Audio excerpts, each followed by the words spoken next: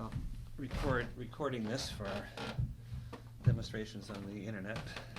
Somewhere around in this area. Now, if I started right in that pit, I might run the risk of cutting too much to the lingual there. Center.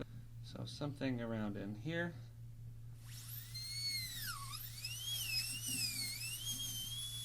I want to cut straight through the central groove, so I better look along the central groove, huh?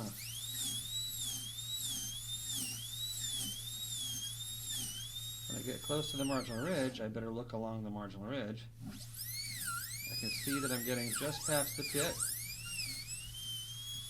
Lean the burr toward the marginal ridge, and go back and forth, parallel to the marginal ridge. So that's a little dovetail.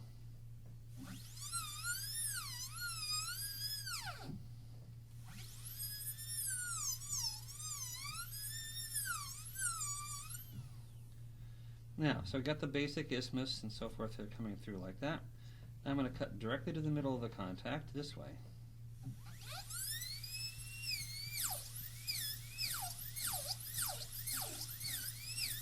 I better not go too far pushing that way, huh?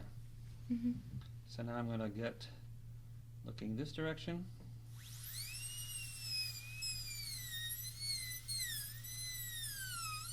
Use the end of the burr. So I can get that close to the adjacent tooth without having to worry about hitting it, because I'm looking in the right direction and I'm using the burr, using the end of the burr. So sir, I should only look here in the monitor, not here?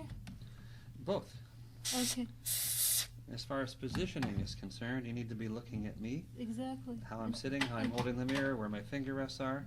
But if you want to see what I see, then you have to look in the monitor. Okay. Now I can flatten the pulpal floor a little bit more through here.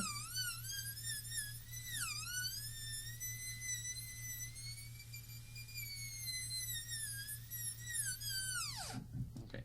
Now I need to find the facial margin.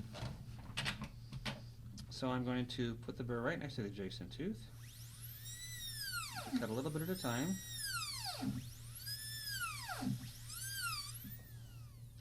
Until I can see when I look down in the mirror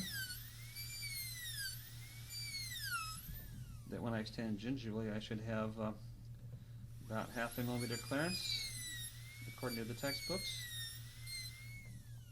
If the requirement's a little bit less someplace, then that's a different deal. But anyway, my final margin is going to be about right here, and it looks like I'll have a little bit of clearance. So I'll start with that. I'm going to start from that margin and cut straight in. I might have to cut a little bit down in order to get more of a flat gingival pulpal floor. Okay, so right now 90 degrees would be about like this, and I'm kind of flared out. So I'm going to change the exit angle a little bit. Again, cut in straight. And still not 90 degrees.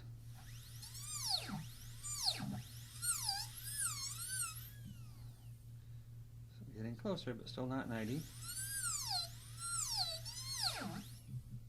And almost 90. We see it's trial and error. You cut a little bit from the margin inward.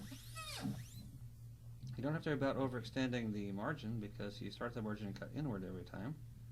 Okay, almost there, just a little bit straighter, a little flatter. Smooth out this curve.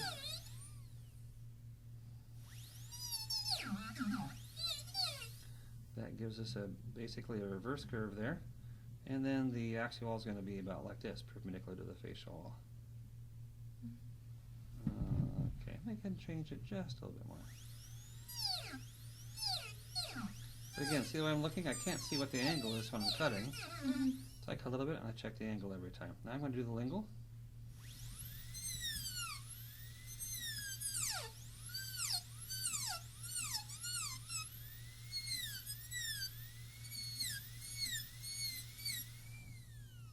Gotta go a little farther.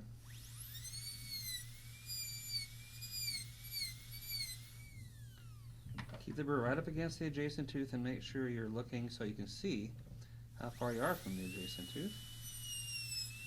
And keep the burr vertical the whole time. So vertical this way and also vertical when you're looking at it in this direction. Okay, that's going to give me some lingual clearance. So from there I'll cut in 90 degrees. Cut a nice long straight wall. And then we'll adjust the angle, but we can't see the angle until we look down with the mirror.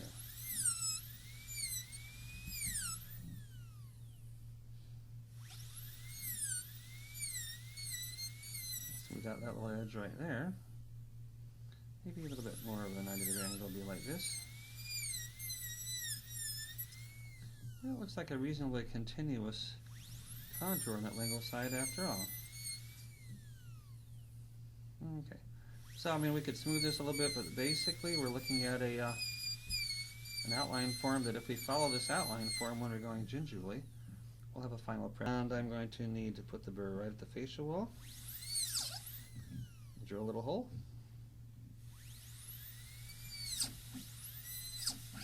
And cut away from the facial wall. I'll do the same thing on the lingual side. Put the burr at the lingual wall. Cut gingerly, and cut away from the lingual wall. Now you notice I can't see the lingual wall, right? Mm-hmm. Well, you never can. Okay, you don't get to see it. So anyway, we're going to go a little bit deeper axially on the lingual side, probably.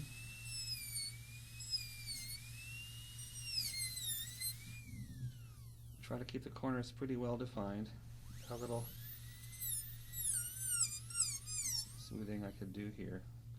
Anyway, now I'm going to maybe go a little deeper axially, just a touch.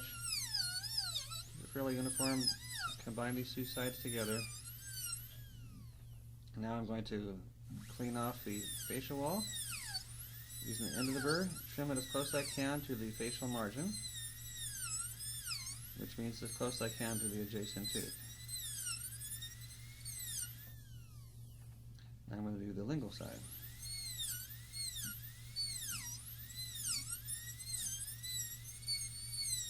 As close as I can to the lingual margin, which means as close as I can to the adjacent tooth, and I'll trim away whatever's in between.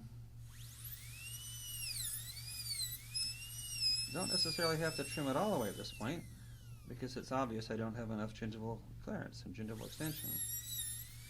So I'm going to go gingerly again. I'm going to have to go gingerly quite a bit farther, I think. Drill a hole gingerly in the corner and then cut away from the facial wall. Same thing on the lingual side.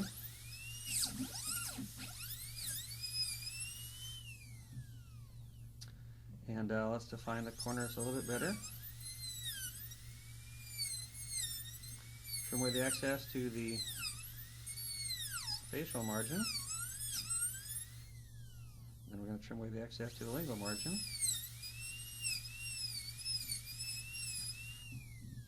Now we're going to trim the little part that's in the middle. Very gently. Okay, now we have a little bit of gingival clearance, but not enough, so we better go gingerly again.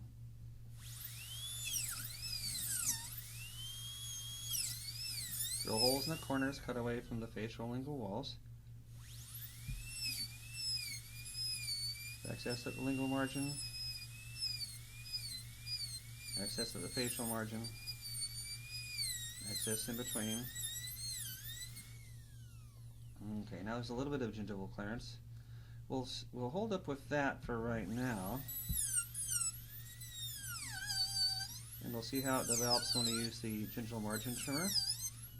As far as the clearances that we're looking at for Nova Southeastern, we might be in pretty good shape right now, but let's take a look. We could switch over and use the 55 burr.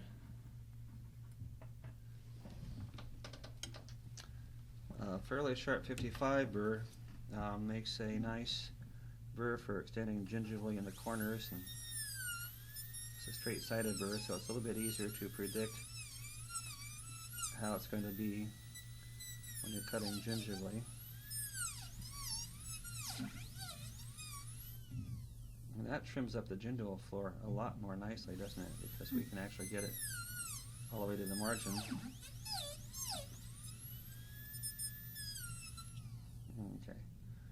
steps still on the axial. We'll just trim this away slightly. Okay, now what I want to do is use the hand instrument, correct the exit angles a little bit. We have an enamel hatchet and we have a hoe. The enamel hatchet is just like a wood hatchet. This blade is parallel to the shaft of the instrument, whereas the hoe is just like a hoe in the garden, like a garden hoe. The blade is perpendicular to the shaft of the instrument. On the upper right, the hoe works very well against the facial and lingual margins. Now we look down the wall and make sure the instrument is perpendicular to the surface of the tooth when we're using it down the margin. And if we're going to sharpen the internal line angles, we use it at the same angle. Right in there. And on the lingual, we look down the wall and make sure it's perpendicular to the surface of the tooth. Cut down the margin and sharpen the internal line angle as well. The enamel hatchet then on this quadrant will work against the axial wall. Remember, the sharp edge is the long one. So we're going to cut along the axial into that same corner. And same thing over here. And we can initiate a little rotative groove with this instrument into the facial lingual walls by leaning it a little bit away from the facial wall, for example, and using the corner of the instrument to trim gingerly into that area. And it's going to angle the gingival floor by scraping, and that might give us a little bit more gingival. You see there's just enough room for this instrument. This is a 1.3 millimeter instrument. And at the same time,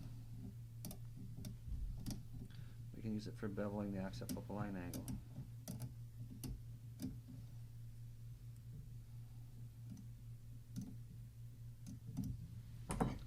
Air in here. Okay, that gets us pretty close. Now, let's measure the clearances. We have an Explorer. This Explorer, about anywhere in this area is about 1/2 millimeter wide. Different Explorers are going to have different sizes, so it's probably a little bit less than 1/2 millimeter there. Pretty close to 1/2 millimeter here, gingerly. Probably a little bit less than 1/2 millimeter.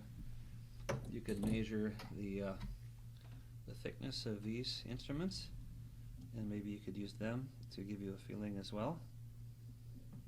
And we'll measure these, whatever instruments you have, we'll measure, so they'll help you determine what it is. But for where you're going to go, certainly this would be